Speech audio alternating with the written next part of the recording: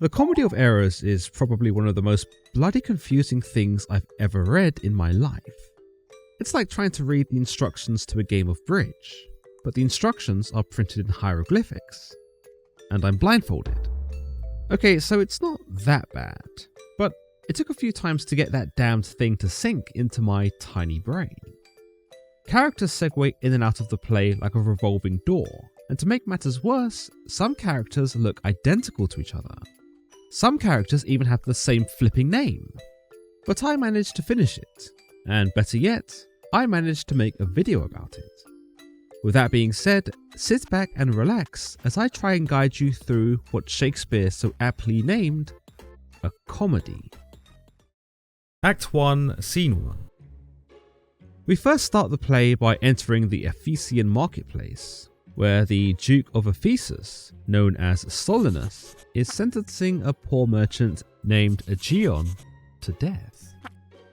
The nature of his crime is quite political, for you see, Aegeon was a merchant from the land of Syracuse, and merchants from Syracuse had been banned from entering Ephesus.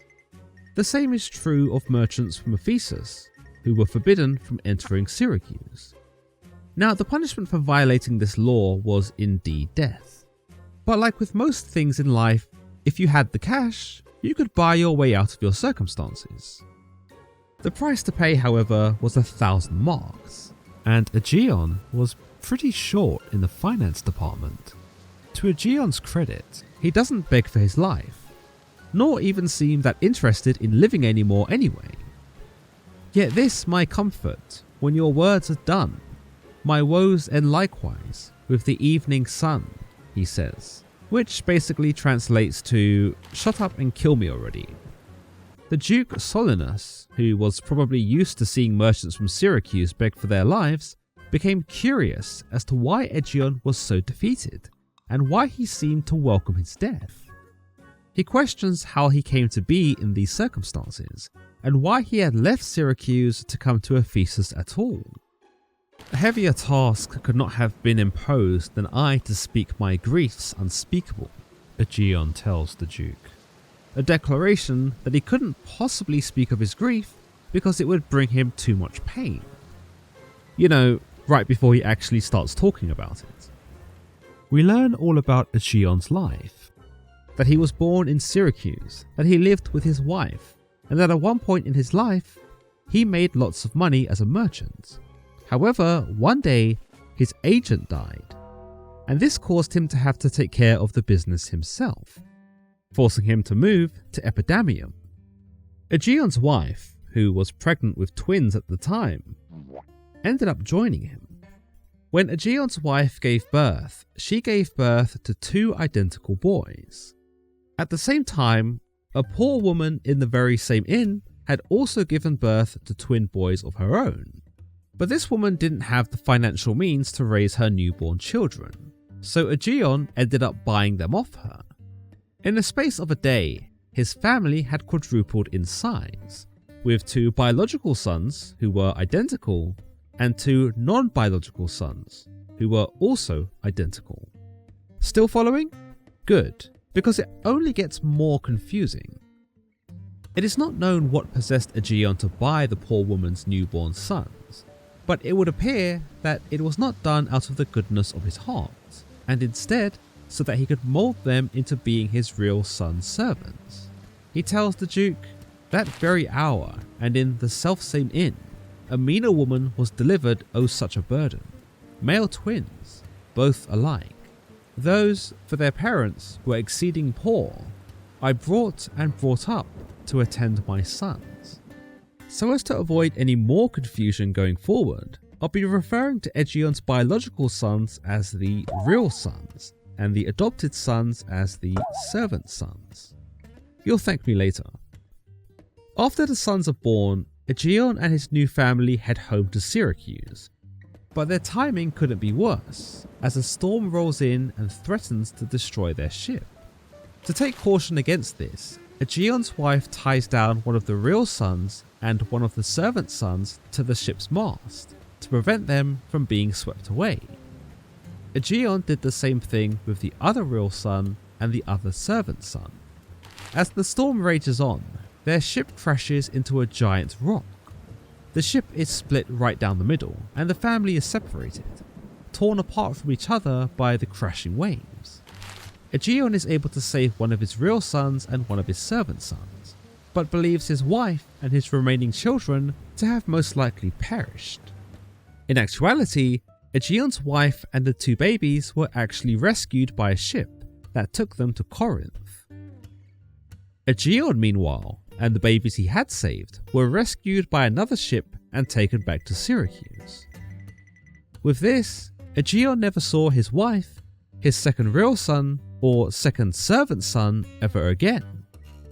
Aegeon reveals that 18 years have passed since that very night, and that his real son, the one he had saved, was now eager to find his long-lost brother. His name was Antipholus, or Antipholus of Syracuse as he's known throughout the play, and along with his servant brother, Dromio of Syracuse, they set out to find their long-lost relatives. Aegeon tells the Duke, "My youngest boy, and yet my eldest care, at 18 years became inquisitive after his brother, and important to me that his attendant, so his case was like, reft of his brother, but retained his name, might bear him company in the quest of him." However, this was 5 summers ago, and in that time, Aegeon hadn't heard a peep from either one of them. Fearing that something bad must have happened to them, Aegeon travelled far as Asia in an effort to find them, before eventually finding his way to Ephesus. Indeed, we're led to believe that Ephesus was the last place that Aegeon had not searched, and though he knew that by setting foot in Ephesus would mean death for him, being a merchant from Syracuse, he would have rather risked dying than have not looked at all. At this point, the Duke is not only invested in Aegeon's tale, prompting him to continue every time he stops, but he's also pretty sympathetic. Hapless Aegeon, whom the fates have marked to bear the extremity of dire mishap, he states, before telling Aegeon that if it was up to him, he'd let him search all of Ephesus for his sons and let him go free. But unfortunately, his position does not allow him to bend the rules for poor old Aegeon. He does, however, offer a single mercy by granting Aegeon 1 day to raise 1,000 marks for his bail, and advises him to beg, plead, or borrow from the Ephesian people if need be. Act 1, Scene 2. As soon as Aegeon and the Duke leave the Ephesian marketplace, Aegeon's missing sons, Antipholus and Dromio of Syracuse, both just happen to show up. They converse with an Ephesian merchant who warns them of the law about Syracusean men showing up in Ephesus, and advises them to pretend to be from Epidamium. That way, they can avoid being arrested and ultimately killed by the Duke and his authorities. Funnily enough, the Ephesian merchant actually speaks of Aegeon having been arrested and sentenced to death, but as he doesn't say his name, no one is any the wiser. Antipholus of Syracuse sends his servant's brother, Dromio of Syracuse, off with some money so that he can get them a room at the local inn known as Centaur. Antipholus of Syracuse says he intends to do some sightseeing in the meantime, but instead he ends up lamenting over his lost brother and his lost mother. "I to the world am like a drop of water that in the ocean seeks another drop, who, falling there to find his fellow forth, unseen, unquisitive, confounds himself. So I, to find a mother and a brother in quest of them, unhappy, lose myself." Ultimately, this is a man who cannot be content until he has completed his quest in reuniting his lost family, but in the process of doing so, he believes he is becoming unhappier and unhappier, for with every passing moment without his long-lost brother and mother, he loses more and more of himself. During his little sob story, a man who looks identical to Dromio of Syracuse strolls by. This man is actually the long-lost servant brother of Dromio of Syracuse, now all grown up and living in Ephesus the whole time. Now, to make matters even more confusing, would you believe it that the long-lost servant brother was also named Dromio? stay with me here, guys. So this servant brother was known as Dromio of Ephesus, on the account that he lived in Ephesus. He looked and sounded exactly like Dromio of Syracuse, but unlike his brother, he appears to have no interest in tracking down his sibling. In fact, he seems to be getting on with his own life, serving Antipholus of Syracuse's long-lost brother, who, unfortunately, is also named Antipholus. Antipholus of Ephesus, who looks identical to Antipholus of Syracuse. This doesn't make any bloody sense, I hear you say, and I couldn't agree more. Allow me to try and break it down for you. This is Antipholus of Syracuse.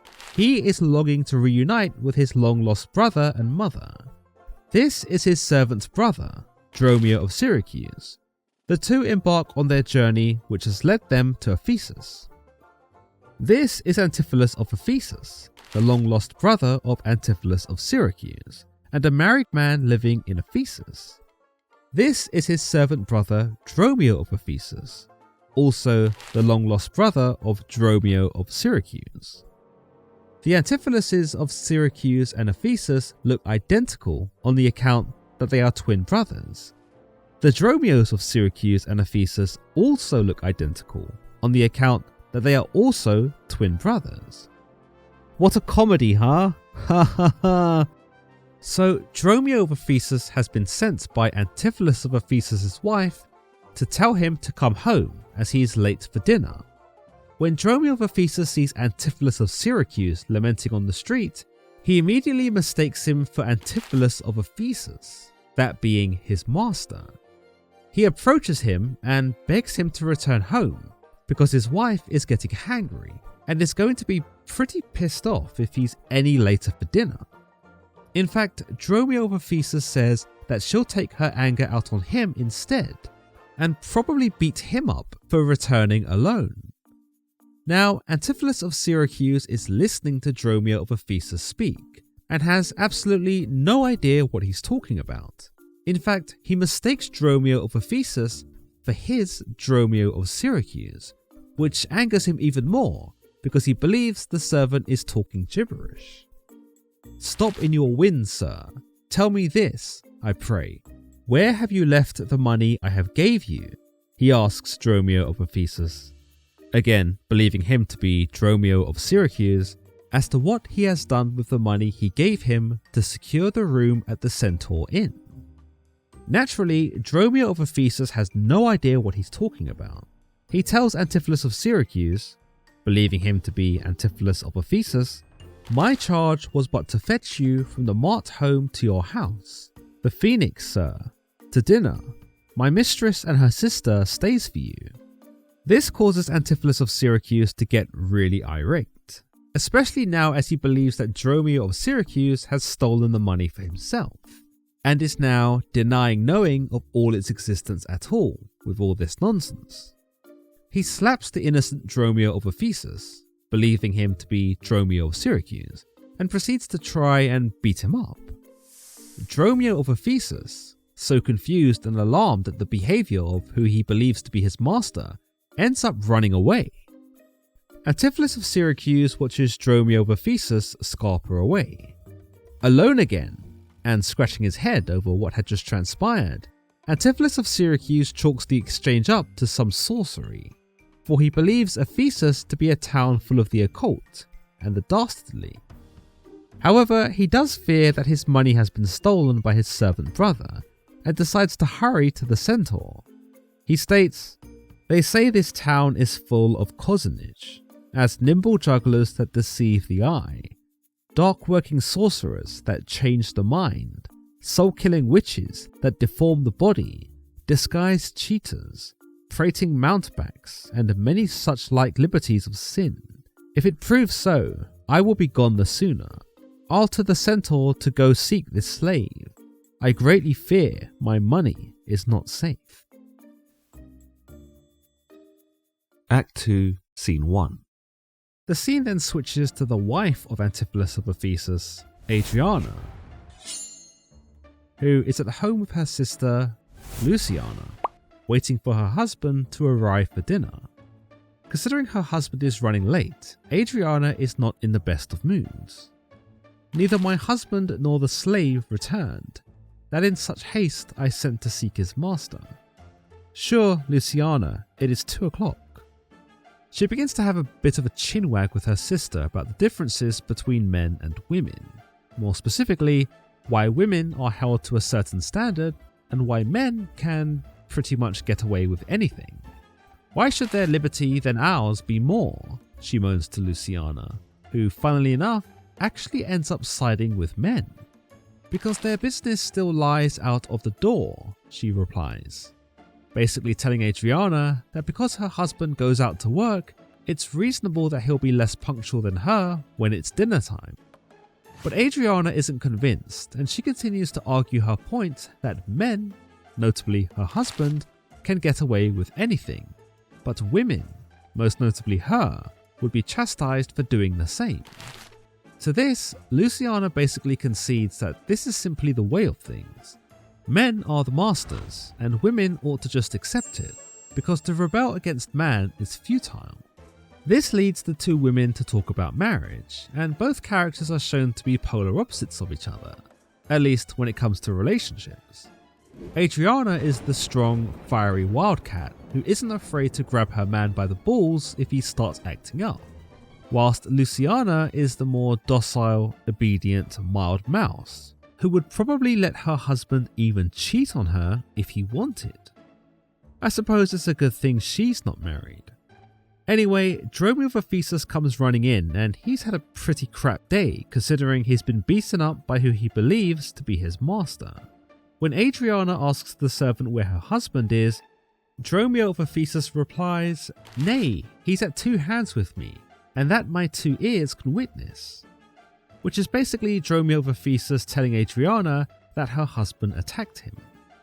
Of course, Adriana doesn't really care about all that, and doesn't really even acknowledge Dromio of Ephesus' condition. Doesn't even ask him if he's okay. She only wants to know where her husband is, and what his plans are. Is he coming home for dinner or not, damn it? Aye, he told his mind upon my ear. Beshrew his hand, I scarce could understand it, Dromio of Ephesus says. Or, his plans are beating me up, Dromio of Ephesus explains again, almost like he's trying his best to elicit some form of sympathy from his master's wife. He is never actually given any, but say, I pray thee, is he coming home? It seems he hath great care to please his wife, Adriana tries again, really adamant to know if she should leave the food out on the dining table or wrap it all up and stuff it in the fridge. To this, Dromio of Ephesus boldly declares, "Listen here, love, your husband is nuttier than squirrel turd." Or, to be more Shakespearean, "Why, mistress, sure, my master is horn mad." Adriana takes great offence from this. Sure, her husband was late to dinner, but he wasn't mad. She calls Dromio of Ephesus a villain, and might have said a lot more if the servant didn't quickly explain himself, telling her of all the things that were said to him by the man he believed to be his master and her husband, Antipholus of Ephesus. Quoth my master, "I know," quoth he, "no house, no wife, no mistress, so that my errand, due unto my tongue, I thank him, I bear home upon my shoulders, for in conclusion, he did beat me there." Adriana is astonished to hear these words and doesn't quite believe them. Why would her husband deny knowing his house and his wife? She believes there's much more to this than the servant is telling her, and so she demands that he go out again and bring back her husband. Dromio of Ephesus is much less enthusiastic this time, considering the last beating he received, and actually tells her, "Nah fam, send someone else." "Back slave, or I will break thy pater cross," Adriana tells him. And here we see that Dromio of Ephesus is damned if he does and damned if he doesn't. Either he gets beaten up by his master, or he gets beaten up by his master's wife.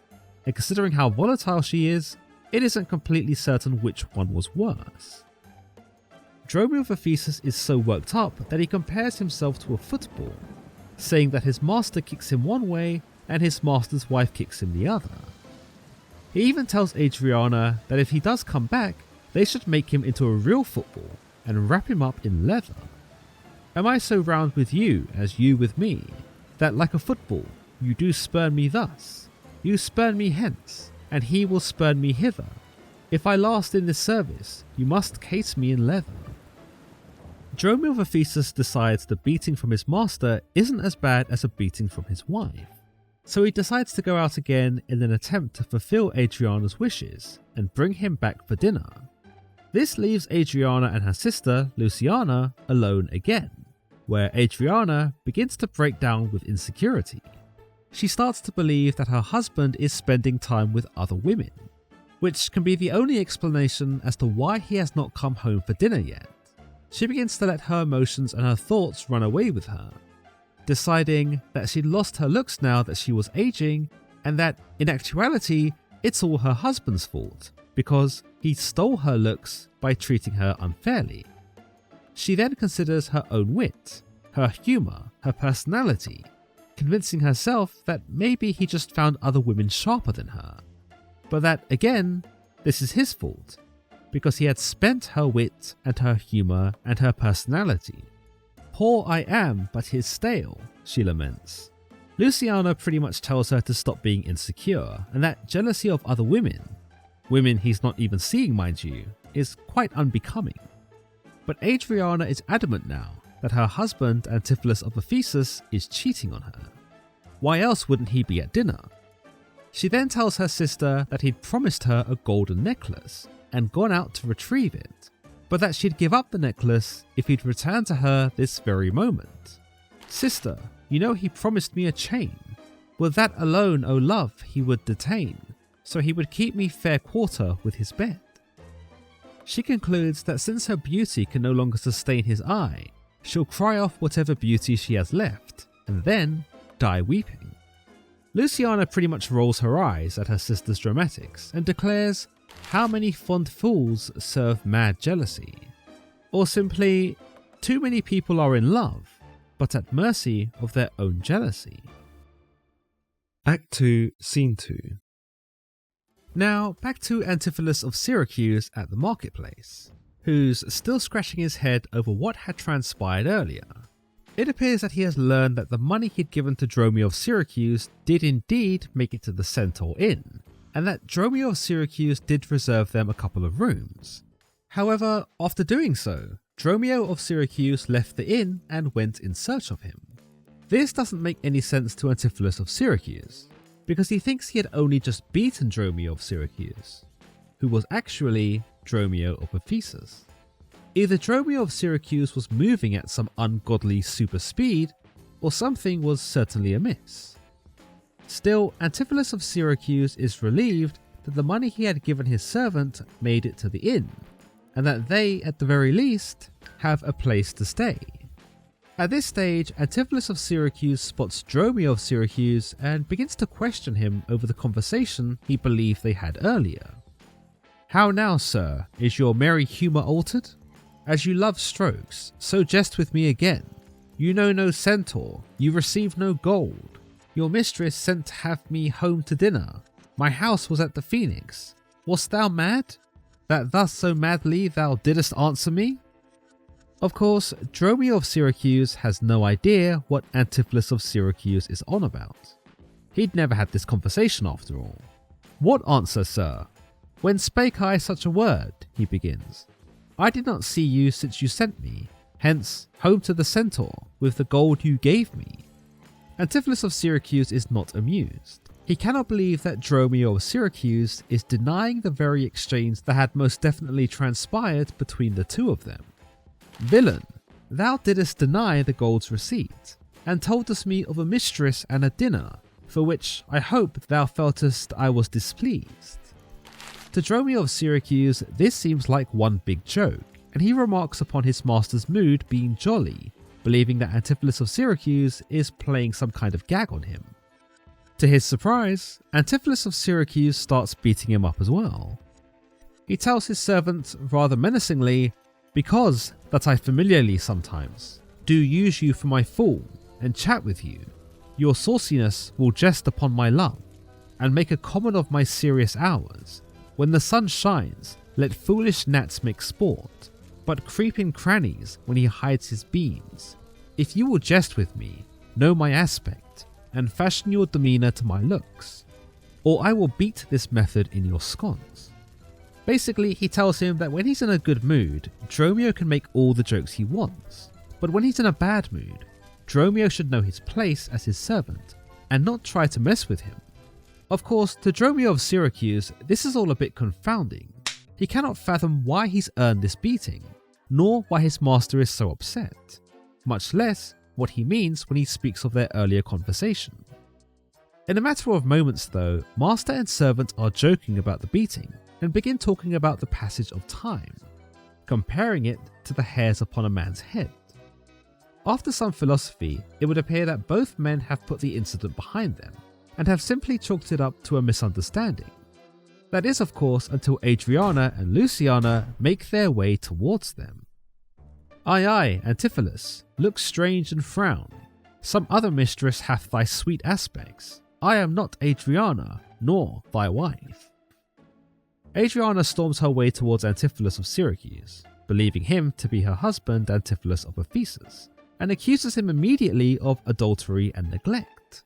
Antipholus of Syracuse doesn't even realise she's talking to him, considering he doesn't know her and has never seen her before in his life. She berates Antipholus of Syracuse openly, pouring her heart out to him, as she declares, "How dearly would it touch thee to the quick, shouldest thou but hear I were licentious, and that this body consecrate to thee, by ruffian lust, should be contaminate. Wouldest thou not spit at me, and spurn at me, and hurl the name of husband in my face, and tear the stained skin off my harlot brow, and from my false hand cut the wedding ring, and break it with a deep divorcing vow?" To us, she's obviously challenging how, who she thinks to be Antipholus of Ephesus, would feel if she was the one gallivanting around with men, and how he would feel if she was the one who had been having an affair. How he'd probably strike her in anger and tear from her finger the wedding ring before divorcing her.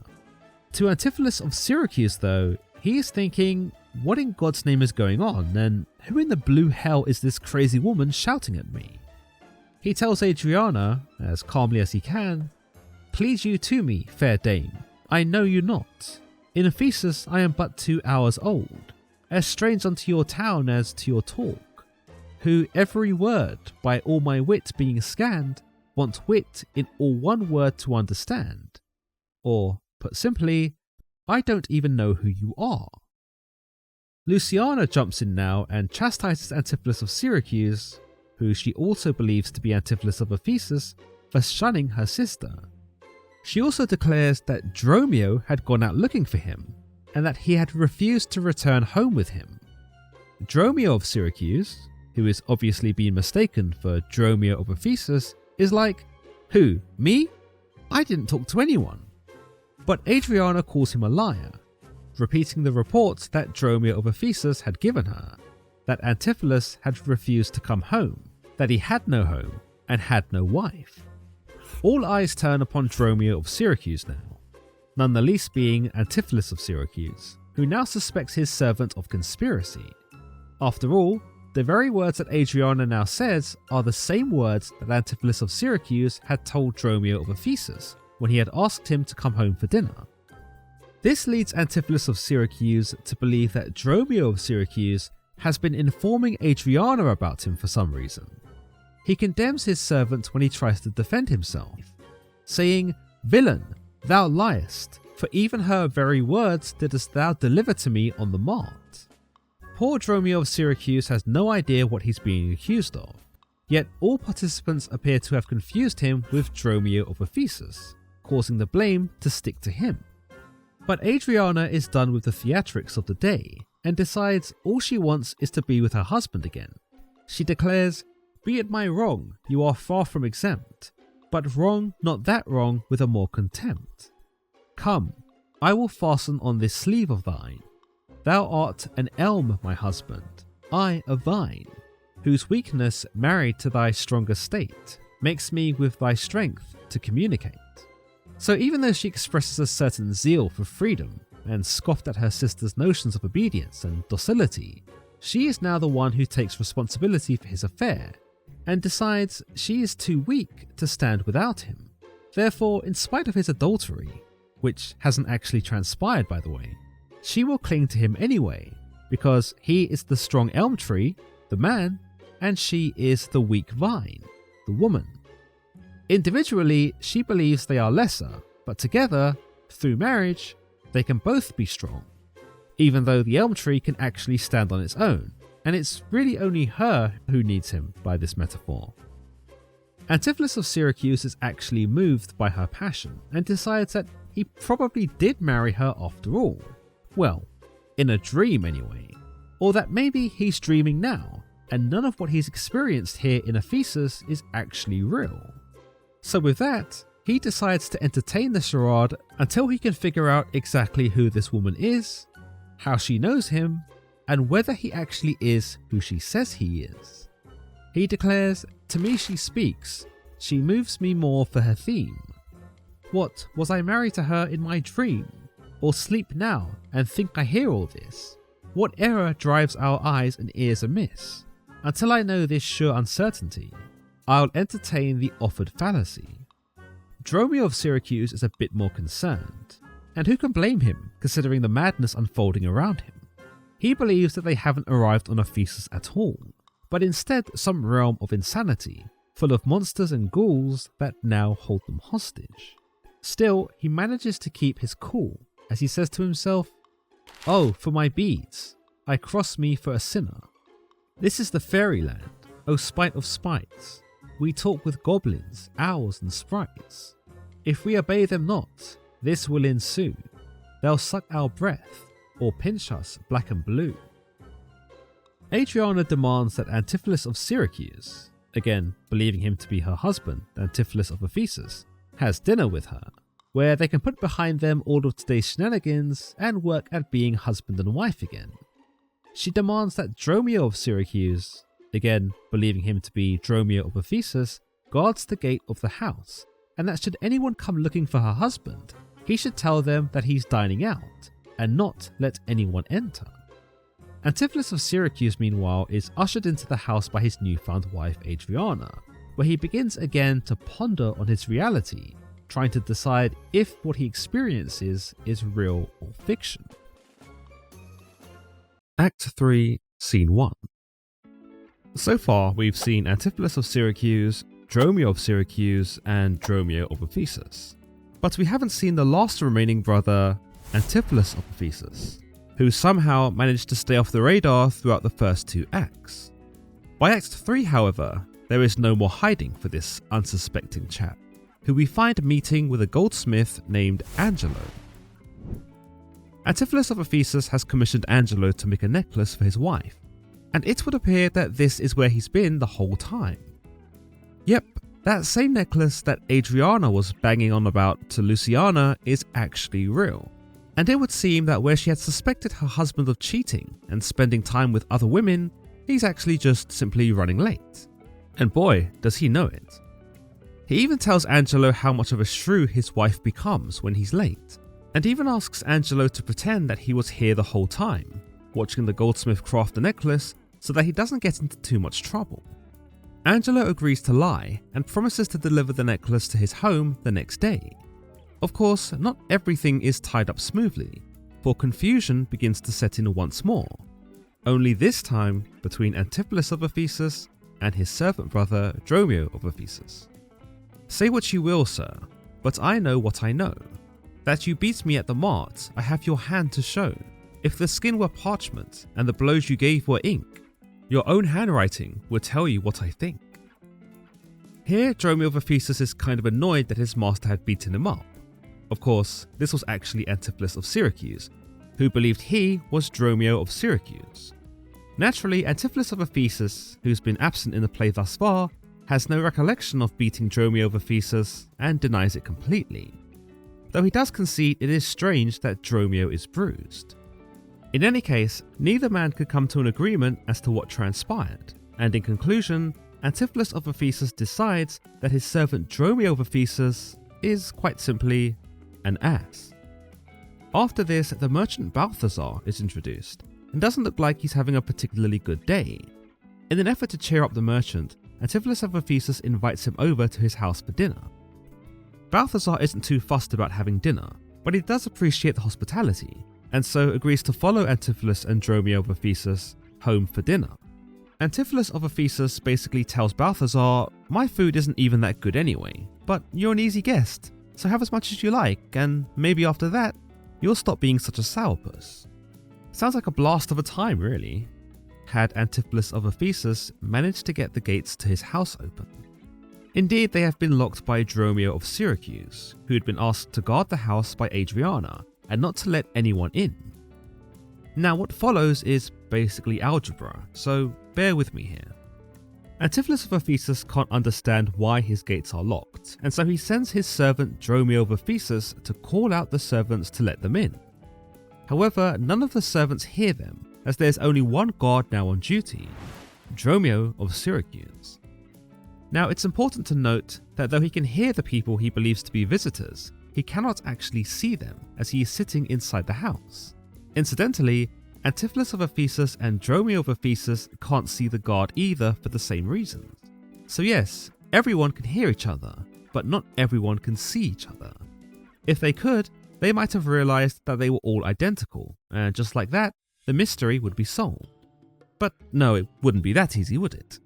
So because Dromio of Syracuse had been ordered by Adriana to stand guard and not let anyone in, he starts trolling Antipholus and Dromio of Ephesus, telling them, "Mom, malt horse, capon, coxcomb, idiot, patch. Either get thee from the door, or sit down at the hatch. Dost thou conjure for wenches, that thou callest for such store? When one is too many, go get thee from the door." And this is basically the equivalent of the 14-year-old kid on Xbox Live telling you he's banged your mum, knowing full well you can't disprove him and that you'll never find him anyway. Dromio of Syracuse enjoys the anonymity of his role and enjoys the fact that as long as he's behind the gate, he can say whatever he wants to the visitors without hardly any repercussions. Adriana did tell him to dismiss anyone who came by after all. He calls them names, he threatens them, and quite simply, he tells them to leave. "What art thou that keepest me out from the house I owe?" Antipholus of Ephesus demands of the guard. Dromio of Syracuse actually replies honestly, saying, "The porter for this time, sir, and my name is Dromio." Upon hearing this, Dromio of Ephesus is outraged. He believes that whoever the porter is, he's stolen his identity, his role, and his very reason for being. He is mortified that though his reputation has never been much, he has committed himself to his duty with alacrity. Now it was being stolen from him by some no-good imposter. Things only get more heated when another servant named Luce supports Dromio of Syracuse from inside the gate, telling Antipholus of Ephesus and Dromio of Ephesus to do one and stop bothering them. If she knew she was actually talking to her master, she'd probably have fallen to her knees and begged the man for forgiveness. Luckily, she is none the wiser, and so she continues to mock Antipholus and Dromio of Ephesus. Unfortunately, the confusion only intensifies when Adriana hears the ruckus at the gate and comes to investigate. Just like Dromio of Syracuse and Luce, she can't see the men outside either. But surely she'd be able to recognize her own husband's voice when he spoke, right? Turns out no. "Are you there, wife? You might have come before." Antipholus of Ephesus does little to hide his irritation. "Your wife, sir knave, go get you from the door," she snaps at him, and just like that, she fails to recognize her husband, possibly on the account that she still believed Antipholus of Syracuse was her husband, and was still inside finishing dinner, and so didn't really expect him to be on the outside of the gate.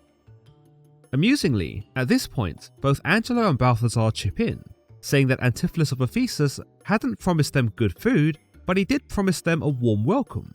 Now it seemed they were getting neither. At this point, Antipholus of Ephesus is fuming. Not only has he been locked out of his house, but Dromio of Syracuse, the so-called porter, is now baiting him into a fight, purposely riling him up and getting under his skin. Say what you will about Dromio of Syracuse, he really took the role of keeping people out seriously. So Antipholus of Ephesus promises to break Dromio of Syracuse's face, and Dromio of Syracuse promises to break Antipholus of Ephesus' face. Neither one of them gets around to doing this, but you might say that Antipholus of Ephesus was more than willing to try. He orders his servant, Dromio of Ephesus, to go and fetch a crowbar, for which he will use to pry open the doors and beat Dromio of Syracuse, who he believes to be an impostor of Dromio of Ephesus, within an inch of his life. But Balthazar deflates the heated moment, and becomes the voice of reason. He tells Antipholus of Ephesus that if he breaks his own doors, it will only tarnish his reputation. He believes the neighbours will think his wife is having an affair, and that she's locked herself inside with another man, which would be super embarrassing for Antipholus of Ephesus if it was true. Though he does doubt that Adriana would ever do such a thing, he convinces Antipholus of Ephesus that it would be better to come back when the door is unlocked, and then Adriana can explain herself in private. In the meantime, they ought to go to the Tiger, a restaurant where they can all enjoy a meal. Antipholus of Ephesus concedes that it would look bad if people thought his wife had locked him out of the house to cheat on him, and that it would be best to proceed with discretion.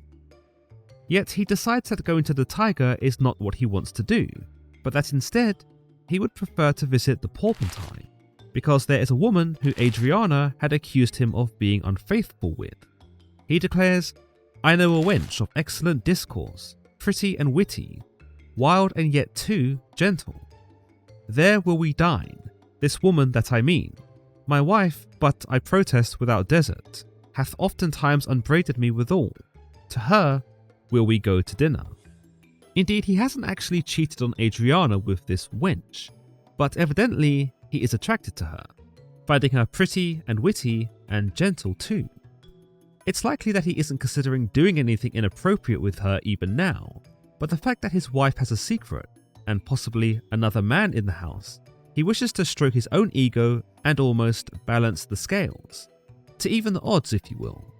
His insecurity is exposed much as Adriana's insecurity was exposed when she compared herself to a vine and her husband to a tree, for neither one of them are actually cheating, they just don't trust each other. The words by Luciana ring out here, where she had stated, "How many fond fools serve mad jealousy?" Indeed, when it comes to matters of the heart, her estimation is evidently correct. Before leaving to see this woman, Antipholus of Ephesus tells Angelo to go and get the necklace. For now, he has decided to give it to this other woman, if only to spite Adriana. Act 3, Scene 2. If you thought the commotion outside the house was bad, you just wait till you see what's going on inside. Luciana is speaking with Antipholus of Syracuse, who she believes to be Antipholus of Ephesus, and is essentially telling him to love her sister Adriana no matter what the cost, for without him, the both of them would be lost. Yet she doesn't seem to supply the sort of advice that one would expect. She tells him that if he had married Adriana for her money, then he should at least be kinder to her, and that if he can't do that out of his own heart, well then, he should at the very least do it for the money. She advises him that if he's going to cheat on her, he should cheat on her discreetly and to hide the evidence so that she'll never find out. Or if you like elsewhere, do it by stealth. Muffle your false love with some show of blindness. Let not my sister read it in your eye. Be not thy tongue thy own shame's orator. Look sweet, be fair, become disloyalty. Apparel vice like virtue's harbinger. Even if his heart is poisoned, Luciana encourages the man she believes to be Antipholus of Ephesus to act like a saint, to pretend to love Adriana so that she doesn't get hurt by the truth. She pleads with him almost, telling him that even if he is with other women, he should pretend to be attached to herself and her sister, because the pair of them are dependent on him.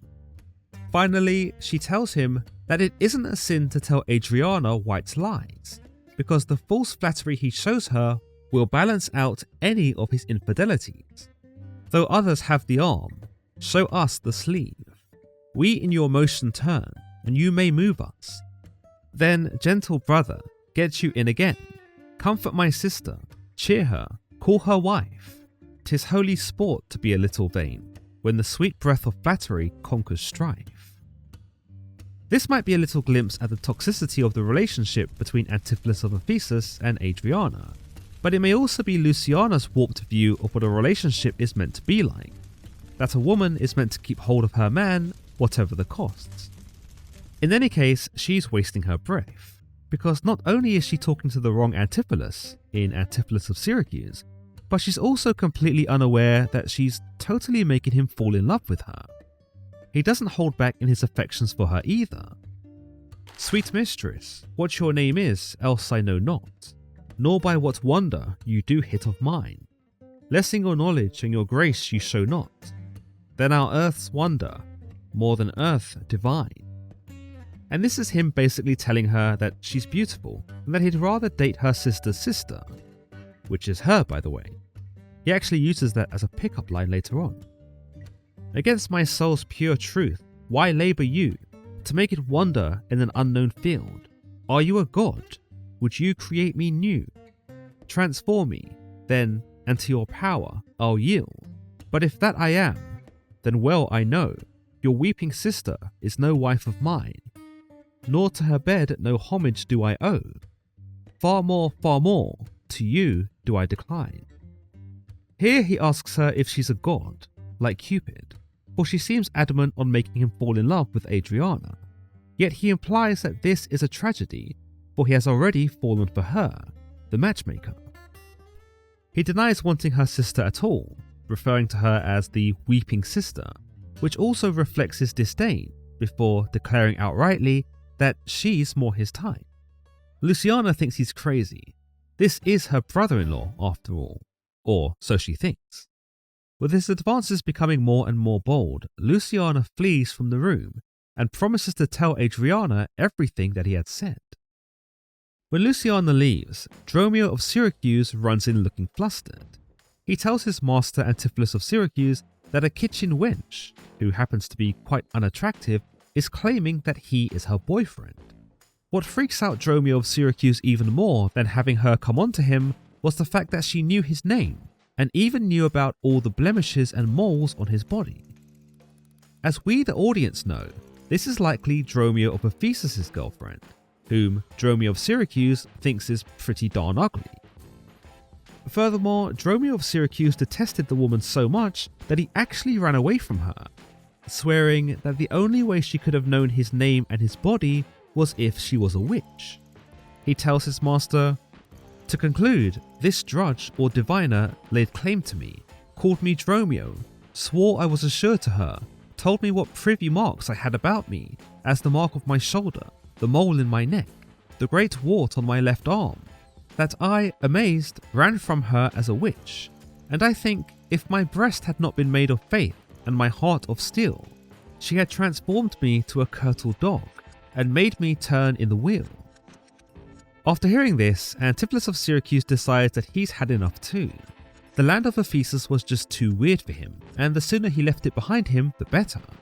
He sends Dromio of Syracuse to the docks to find out if any ships are leaving immediately, for he'd rather not spend another night in this bizarre land, a place clearly inhabited by weeping women and ugly witches. Yet he does feel a pang of regret for leaving behind Luciana, but quickly decides that his own sanity is worth more to him than she is.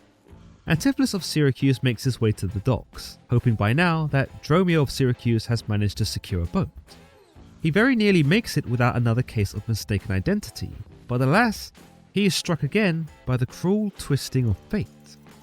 Angelo, the goldsmith, who had been told by Antipholus of Ephesus to deliver the gold chain to his wife, happens upon Antipholus of Syracuse, and I'm sure you can guess where this is going.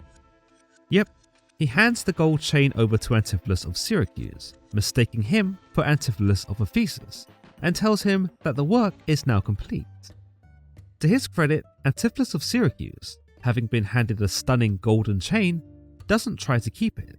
In fact, he tries handing it back, telling Angelo that he'd never asked for such a thing. But Angelo simply thinks he's being sarcastic, considering that Antipholus of Ephesus had already asked Angelo nearly 20 times for it to be made. With that, Angelo bids the man he believes to be Antipholus of Ephesus goodbye and heads off home. This leaves Antipholus of Syracuse in the middle of Ephesus with a golden chain, one that was given to him for free, mind you. Needless to say, Antipholus of Syracuse is most perplexed over the circumstances. But considering the chain is pretty and is made of real gold, he decides it would be foolish not to keep it. He comes to the conclusion that the men here in Ephesus are so rich that they can afford to give these kinds of things away, and so he puts the chain on and thinks little of it. He says to himself, "What I should think of this I cannot tell, but this I think, there's no man is so vain that would refuse so fair an offered chain. I see a man here needs not live by shifts, when in the streets he meets such golden gifts. I'll to the mart, and there for Dromio stay. If any ship put out, then straight away." Act 4, Scene 1. Now, Angelo the goldsmith takes stage, and turns out he's actually indebted to a merchant who needs the money before setting sail for Persia. In fact, he actually tells Angelo that if he doesn't pay him before his voyage, he'll have him arrested. And this is all well and good, because Angelo thinks he's going to get the money from Antipholus of Ephesus soon enough, because he just gave him the necklace. Of course, he hasn't actually given the necklace to Antipholus of Ephesus, but instead to Antipholus of Syracuse. As luck would have it, Antipholus of Ephesus and Dromio of Ephesus show up after having just left the Porpentine, and are discussing how Antipholus plans to get back into his own house, and what he plans to do when he gets there. His plan involves some Mission Impossible style climbing, as he instructs Dromio of Ephesus to go and purchase a rope, so he can scale the side of his own house and essentially beat everyone up.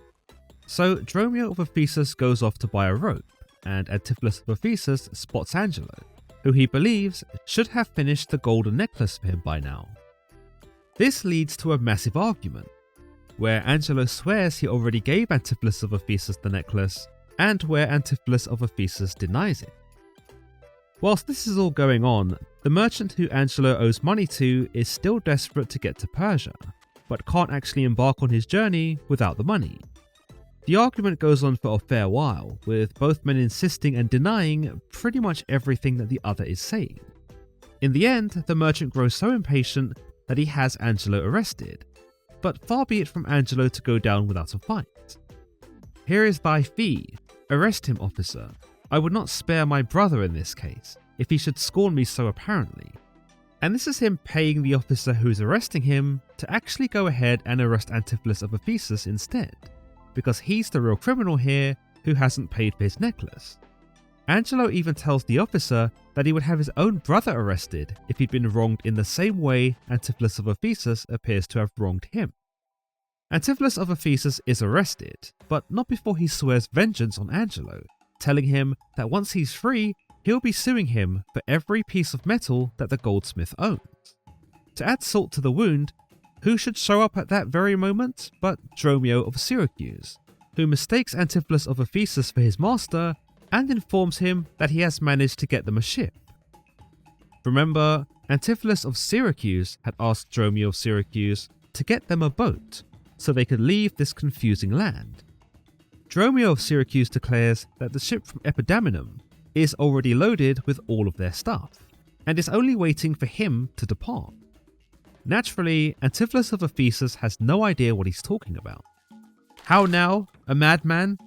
Why, thou peevish sheep, what ship of Epidamnum stays for me?" Antipholus of Ephesus berates who he believes to be his servant Dromio, telling him that he'd sent him to go and get a rope, not a ship, and that the only way he could have made that mistake is if he was drunk. Dromio of Syracuse insists on his sobriety and is adamant that he had only just a few moments ago been sent to acquire a ship, not a rope. But by this point, Antipholus of Ephesus is in no mood to argue. He states, "I will debate this matter at more leisure, and teach your ears to list to me with more heed. To Adriana, villain, hear thee straight, give her this key, and tell her in the desk that's covered over with Turkish tapestry, there is a purse of ducats. Let her send it. Tell her I am arrested in the street, and that shall bail me. He thee slave, be gone." So we see here that he tells Dromio of Syracuse to go to Adriana and give her a key. This key will open a drawer in his desk and contains a purse of money. He instructs Dromio that Adriana should use this money to pay his bail. Then he is hauled away by the guards. Now, of course, Dromio of Syracuse, who had only just escaped Adriana's house, is like, "What? I'm not going back there."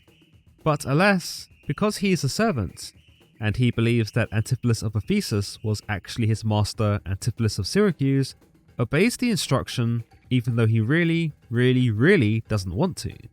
He declares, "To Adriana, that is where we dined, where Dowsable did claim me for her husband. She is too big, I hope, for me to compass. Thither I must, although against my will, for servants must their masters' minds fulfill."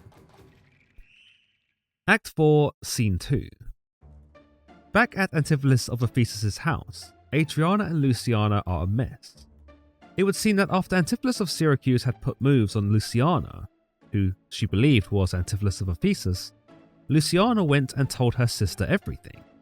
Basically, it's a pretty shitty day to be Antipholus of Ephesus, whose entire world has now been turned upside down by his unaware twin brother. Adriana is a bit of a glutton for punishment.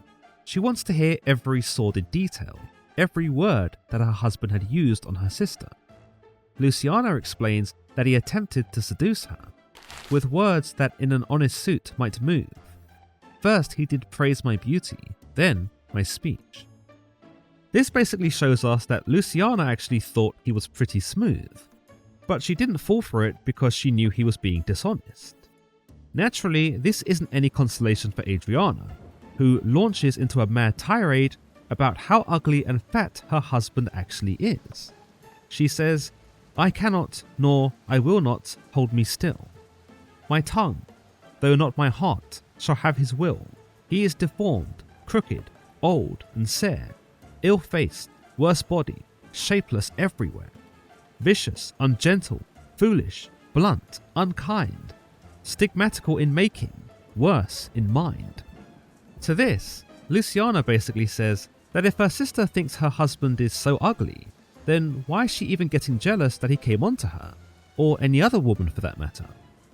Adriana explains that she is merely hiding her love for her husband with angry words, and that she wished he was fat and ugly, because if he was, then no other woman would want him, and thus she'd be safe from his infidelity. As is the norm by now, Dromio of Syracuse bursts onto the scene and demands that Adriana fetch the money that's hidden in Antipholus of Ephesus' purse. When they ask him why, Dromio of Syracuse reveals, in rather dramatic fashion, that his master, at least who he believes to be his master, has been imprisoned and that they need to hurry. Adriana questions Dromio as to why her husband was arrested, to which Dromio supplies that it has something to do with a chain, but he doesn't really have time to get into it. With that, Dromio is given the money and heads off to pay Antipholus of Ephesus' bail. Act 4, Scene 3. Antipholus of Syracuse, meanwhile, is having the time of his life. He's met a beautiful woman. He's got a free golden chain, and now it's almost time to get out of this strange place. He compliments the land of Ephesus still, and though he recognizes that sorcerers must dwell here, how else could you explain all the odd things happening? It's still a pretty decent place for him to be. "There's not a man I meet but doth salute me, as if I were their well-acquainted friend, and every one doth call me by my name. Some tender money to me, some invite me, some other give me thanks for kindness, some offer me commodities to buy. Even now, a tailor called me in his shop, and showed me silks that he had bought for me, and therewithal took measure of my body. Sure, these are but imaginary wilds, and Lapland sorcerers inhabit here." Then Dromio of Syracuse strolls by, and just so happens to see Antipholus of Syracuse, seemingly without the guards who'd hauled him off to prison. Instead of inquiring as to how Antipholus of Syracuse is now suddenly free, Dromio of Syracuse just gives him the bail money, and tells him that he has done as he has been told. Once more, Antipholus of Syracuse is confused by what his servant is going on about. He tells him that he told him to find them a ship, not find them bail money, to which Dromio of Syracuse replies, "Why sir, I brought you word an hour since that the bark expedition put forth tonight, and then were you hindered by the sergeant to tarry for the hoi delay. Here are the angels that you sent for to deliver you. Put simply, he tells his master that he did go and find a ship, but because he'd become hindered by the police sergeant, he'd gone to get the bail money from Adriana, as he was instructed. This time, Antipholus of Syracuse cannot even be bothered to argue. He is sure by now that they are under some spell of illusion, and that there is no point in trying to make any sense of it. Besides, he can now add all that bail money to his list of gifts that he's received in Ephesus, and though he's terribly confused, at least he has some pretty trinkets to take home with him. A courtesan, who we are told is the same courtesan that Antipholus of Ephesus had considered going to see at the Porpentine, enters onto the scene. Remember, Antipholus of Ephesus was so annoyed that his wife had locked him out of the house that he now considered giving the golden chain he had commissioned for Adriana to this courtesan instead. With the courtesan now seeing Antipholus of Syracuse and seeing the golden chain around his neck, she automatically assumes that this is Antipholus of Ephesus, and that the chain around his neck is the one he had promised her. So she approaches him and declares that she's glad he found the goldsmith before inquiring about the chain. To this, Antipholus of Syracuse becomes super defensive. Evidently, he's become quite attached to the chain and isn't keen about anyone getting near it, least of all this courtesan, who he automatically assumes must be Satan. He declares, "Satan, avoid, I charge thee, tempt me not." It's a bit mad that he calls her Satan right off the bat, but it's also funny that out of all the weird things he's seen here at Ephesus, the person who comes for his necklace is the one who's suddenly the epitome of evil. Dromio of Syracuse is just as intimidated by the courtesan, for he asks his master whether or not this really is Satan. Antipholus of Syracuse appears to be certain, for he confirms that yes, this woman is the devil. But suddenly, in a panic, Dromio of Syracuse decides that nay, this cannot be the devil. It's got to be the devil's mother instead. Don't ask me where he gets this logic from, but he's plenty passionate about it.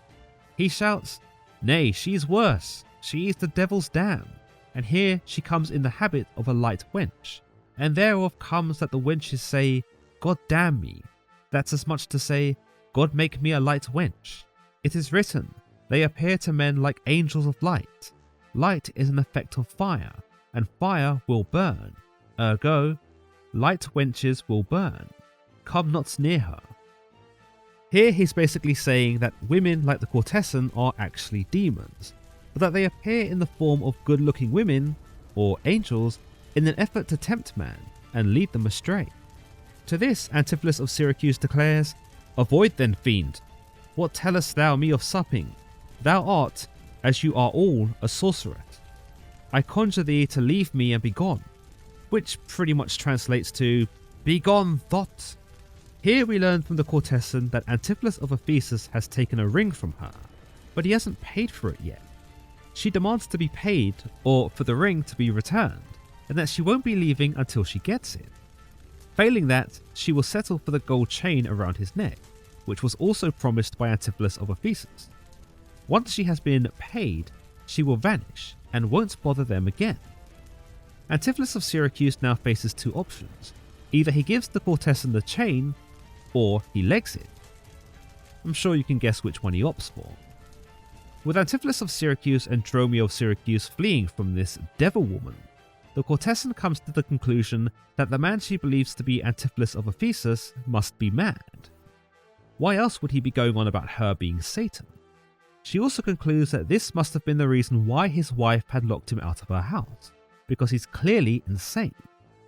Yet because she is out of pocket after having given him her ring, she now needs a story to tell his wife that A, will get her money back, and B, will not endanger her to one of Adriana's wild tantrums. So she decides to lie, and plans to tell Adriana that through no fault of her own, Antipholus of Ephesus ran up into her house and stole the ring from her. My way now is to his home, to his house, and tell his wife that being lunatic, he rushed into my house and took per force my ring away. This course I fittest choose, for 40 ducats is too much to lose. Act 4, Scene 4. Antipholus of Ephesus is still being detained at the marketplace, and man is he pissed off. To his delight though, he spots Dromio of Ephesus, who he thinks has the bail money. Remember, it's actually Dromio of Syracuse who got the bail money, and gave it to Antipholus of Syracuse. So Dromio of Ephesus comes rushing over, and he hands Antipholus of Ephesus the rope. Again, remember, Antipholus of Ephesus did ask his servant to buy him a rope, so that he could climb over the gate of his house. Antipholus of Ephesus thinks the rope is all well and good, but where is the bloody bail money? Of course, Dromio of Ephesus has no idea about the bail money because he never had that conversation. To this end, Antipholus of Ephesus begins to beat up Dromio of Ephesus. These Dromio boys really do get beaten up a lot, don't they? Dromio of Ephesus actually retaliates here, at least verbally, and expresses his displeasure over being beaten up. But as you might imagine, it does fall on deaf ears, especially seeing as Adriana and Luciana make their way onto the scene. Considering how things have been going at the Ephesus estate, Antipholus of Ephesus' day was about to get just that much worse. Along with Adriana and Luciana, we also have the courtesan, who has a few things to get off her chest, and a schoolmaster named Pinch, who also happens to be something of an exorcist. Now, Dromio of Ephesus manages to trigger Antipholus of Ephesus again, and so Antipholus of Ephesus ends up beating him up again. To this, everyone in the vicinity now believes that Antipholus of Ephesus is truly mad. In fact, his wife even asks Pinch to bless her husband, who must now be under the control of a demonic force. When Pinch asks Antipholus of Ephesus to give him his hand, Antipholus of Ephesus slaps him instead, which only makes him seem even more insane. This only incites Pinch to try and exorcise Antipholus of Ephesus right there on the spot, as he declares, "I charge thee, Satan, housed within this man, to yield possession to my holy prayers, and to thy state of darkness, he thee straight. I conjure thee by all the saints in heaven." Here the story once again descends into a whirlwind of accusations, with each character accusing each other of things they haven't done. Antipholus of Ephesus accuses Adriana of cheating on him with Pinch. Adriana accuses Antipholus of Ephesus of hitting on her sister. Dromio of Ephesus is accused of standing guard at the house. Antipholus of Ephesus accuses Adriana of hiring Angelo to have him arrested. Dromio of Ephesus denies receiving the bail money. Adriana and Luciana insist that he did. With all this back and forth, Pinch decides that Antipholus of Ephesus isn't the only one possessed, but Dromio of Ephesus must be possessed too, and that the only solution is to tie them up and leave them in a dark room somewhere. All members continue to accuse each other of lies, with Antipholus of Ephesus becoming particularly venomous as he threatens to claw out his wife's deceitful eyes. "Dissembling harlot, thou art false in all, and art confederate with a damned pack, to make a loathsome abject scorn of me. But with these nails I'll pluck out these false eyes, that would behold in me this shameful sport." With this, a whole load of spectators get involved in an effort to restrain Antipholus of Ephesus, and both he and Dromio of Ephesus are tied up, just as Pinch recommended. Adriana then agrees to pay the money that her husband owes. She entrusts Pinch to escort Antipholus of Ephesus, who is still tied up, back to their house, and to probably start working on that dark room for which to throw them into. Now, Adriana asks the officer how much the debt is and what exactly it was that her husband owes the money for. The officer replies that it was for a golden chain, likely commissioned for her, but this surprises Adriana because she had received no golden chain. The courtesan who is present then tells Adriana that her husband had come to her house and robbed her for her ring, but that afterwards she had also seen him wearing the chain before he shouted her away and called her Satan. Adriana conceives that this might be true, but she hasn't gotten all the facts yet, so she decides to meet with Angelo the goldsmith. Of course, before she can get going, who shows up? Oh yeah, just Antipholus and Dromio of Syracuse, their swords drawn no less.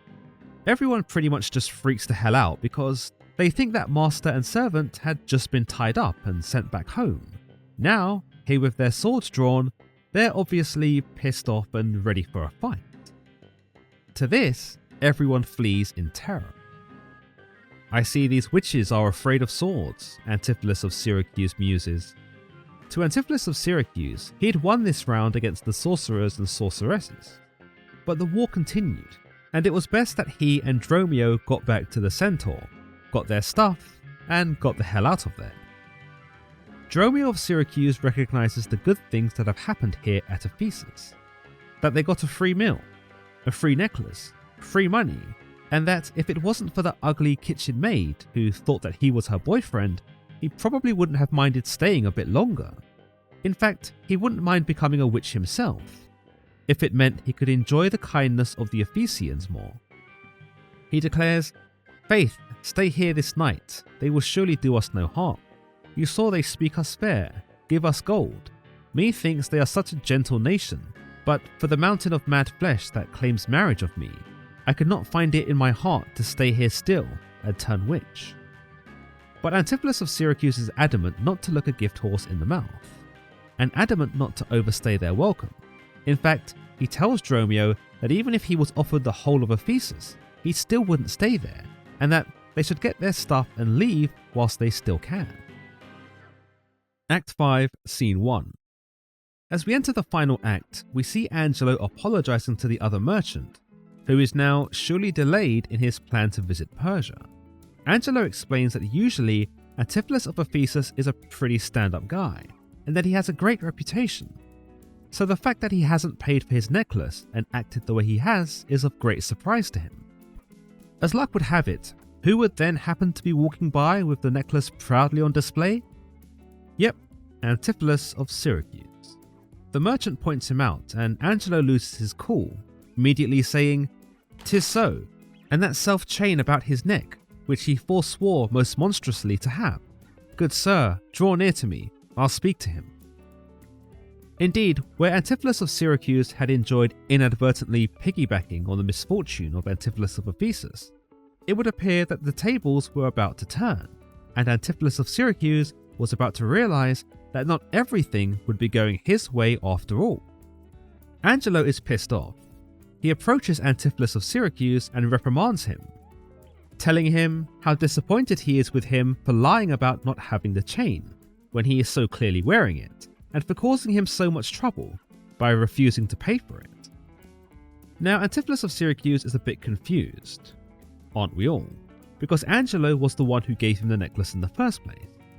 Of course, Antipholus of Syracuse has no idea that this was meant for Antipholus of Ephesus, and just assumed, rather naively, that the men in Ephesus were rich, and so were just giving out free necklaces. With Angelo so worked up, Antipholus of Syracuse only adds fuel to the fire when he tells him that he had never denied having the necklace, which he didn't. That was Antipholus of Ephesus. This causes the merchant to get frustrated, because in his eyes, not only has he missed his boat, but now Antipholus of Syracuse is openly lying about his involvement. Antipholus of Syracuse doesn't appreciate being called a liar much, so he tells the merchant to fight him in an effort to defend his honour. The two men draw their swords to duke it out, but then Adriana, Luciana, and the courtesan enter the scene and beg the merchant to put his sword away, believing Antipholus of Syracuse to be Antipholus of Ephesus, and so believing him to be mad. When Antipholus of Syracuse and Dromio of Syracuse see Adriana, they immediately become fearful of her being a witch and decide to run off into a nearby nunnery. At this point, the abbess of the nunnery comes out to investigate the commotion. Adriana tells her that her husband has gone mad, and that he and his servant have run into her nunnery and now need to be tied up. At this point, Angelo and the merchant begin to feel bad, because they didn't realise Antipholus was mad, and so should have been more compassionate. This gives way to a random conversation between the abbess and Adriana, who tells her that men usually go mad when they cheat on their wives, and that might have been the cause of her husband's insanity, an affair. To Adriana, this is all she needs to hear. Worse yet, the abbess implies that it's her fault, because she should have scolded her husband more thoroughly for his antics. Adriana is defensive, and she tells the abbess that actually she did scold him. She scolded him all the time, in fact, both in private and in public, especially when it came to him not sleeping in their bed and not having dinner at the table. She says, "It was the copy of our conference. In bed he slept not for me urging it. At board he fed not for my urging it. Alone it was the subject of my theme. In company I often glanced it. Still did I tell him it was vile and bad." If she was expecting the abbess to take back her initial assessment, Adriana would be disappointed, for suddenly the abbess decides that infidelity was not the cause of her husband's madness after all. It was her jealous nagging. And thereof came it that the man was mad. The venom clamours of a jealous woman poisons more deadly than a mad dog's tooth. Funnily enough, Adriana accepts the judgment of the abbess and rather defeatedly asks everyone to retrieve her husband from the nunnery. But the abbess wasn't done yet. "No, not a creature enters my house," she tells Adriana, meaning that even though there was a supposed madman in her home, no one else was going to be allowed to go in there. "He took this place for sanctuary, and it shall privilege him from your hand, till I have brought him to his wits again, or lose my labour in assaying it." Which means that the abbess believed this madman had chosen her sanctuary for a reason, and that because of that, she would do whatever it took to heal him of his insanity. Luciana tells her sister not to stand for this rudeness, and that she would go to the Duke, who can override the abbess and get her husband back. Adriana agrees, declaring that she will throw herself at the Duke's feet and cry all night long until he agrees. The merchant informs her that she won't have to go anywhere, because the Duke is actually on his way to see some poor old merchant from Syracuse beheaded, who'd unluckily sailed into Ephesus and broken the law. A free digital cookie for anyone who can remember his name. As the merchant predicted, the Duke does pass through, and with him is the merchant from Syracuse, who, if you remember correctly, was given 24 hours to gather enough money to pay for his fine. Indeed, the 24 hours are now up, and clearly, Aegeon had failed.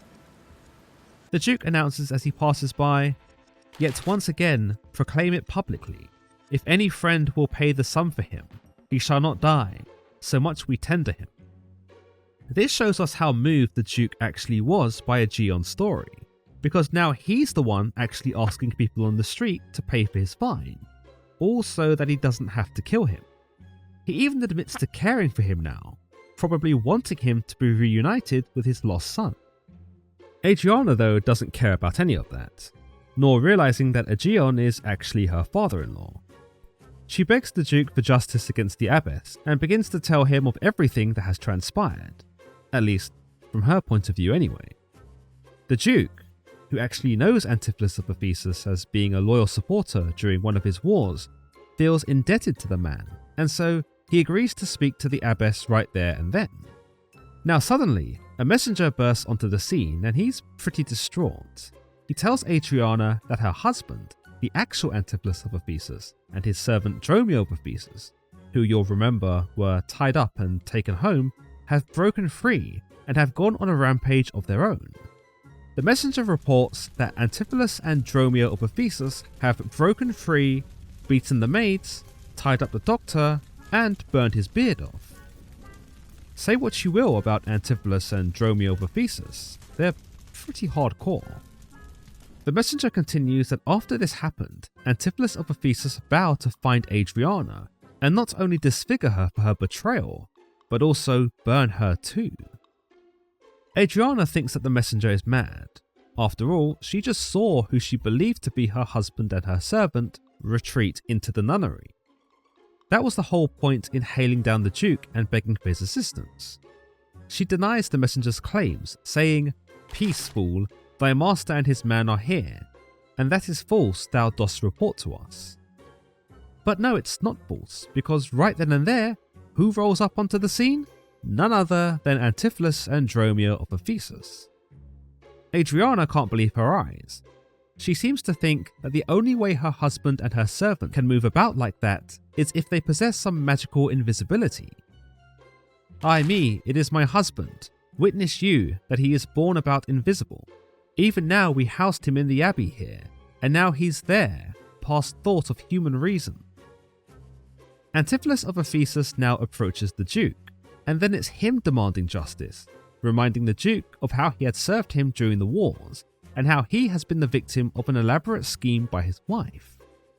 Aegeon, meanwhile, who's watching this whole thing unfold, sees Antipholus of Ephesus and thinks it's his son, Antipholus of Syracuse.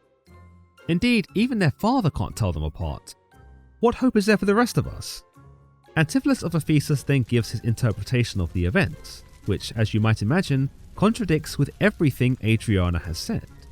He tells the Duke that Adriana had locked him out of his home, had dinner with ruffians, that she was in cahoots with Angelo, that Angelo had been a part of some conspiracy, seeing as he lied about giving the necklace to him at all.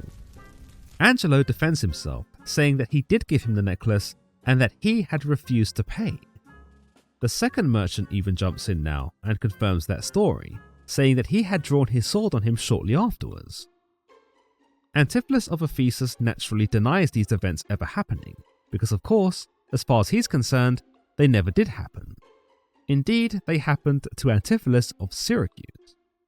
Don't worry though, after hearing all of this, the Duke is just as confused as you probably are now. He says, "Why, what an intricate impeach is this? I think you all have drunk of Circe's cup." Which basically translates to, "This is really confusing and you idiots must be drunk." The accusations continue from each character present until at last, the Duke decides he's had enough of this and demands that the abbess come out of her nunnery. At this point, Aegeon must have heard that at least two of the men present were Antipholus and Dromio, the ones from Ephesus, and so he realizes that these two are in fact his sons, the ones he'd long since lost. He tells the men, "Oh, grief hath changed me since you saw me last, and careful hours with time's deformed hand have written strange features in my face. But tell me yet, dost thou not know my voice?" And they both reply with a resounding no.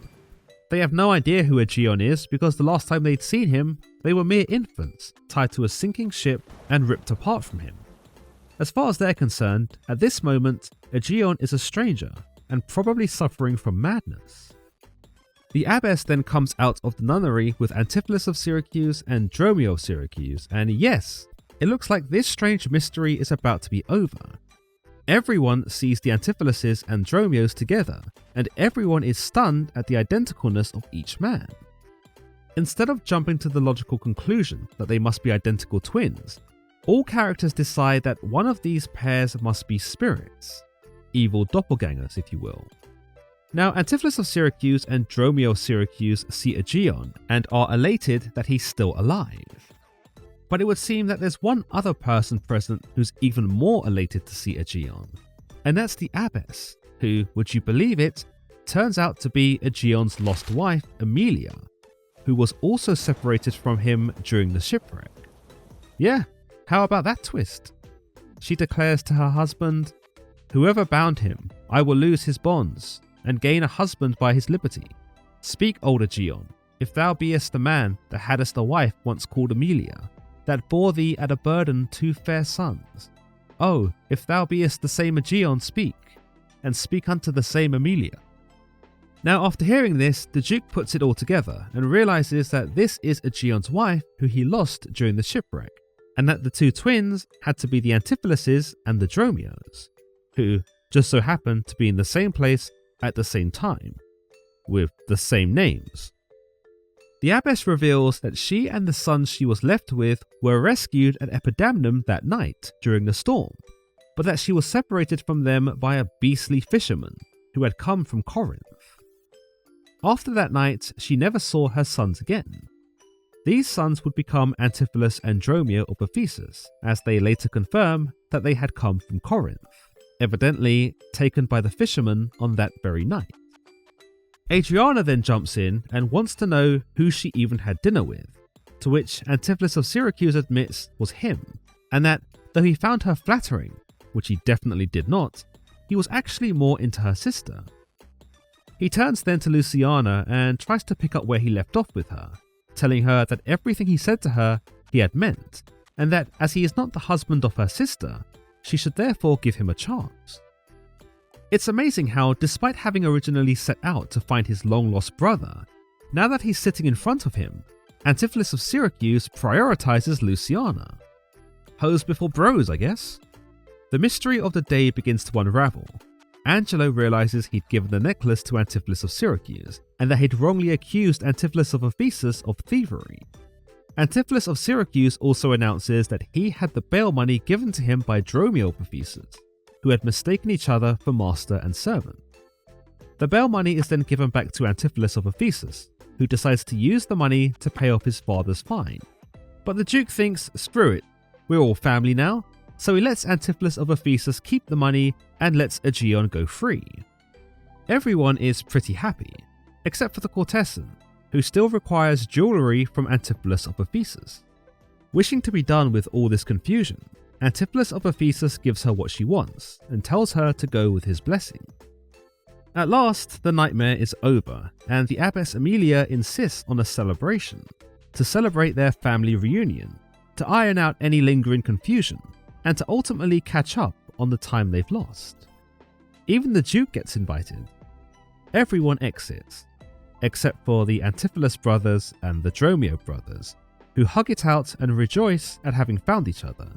They then follow everyone else into celebration. And that concludes Shakespeare's Comedy of Errors. Let me know what you thought about the play, and how many times you had to watch this episode in order to get it to all sink in. As always, if you've enjoyed today's episode, then don't forget to give this video a thumbs up, and don't forget to subscribe for more content just like this. Until next time.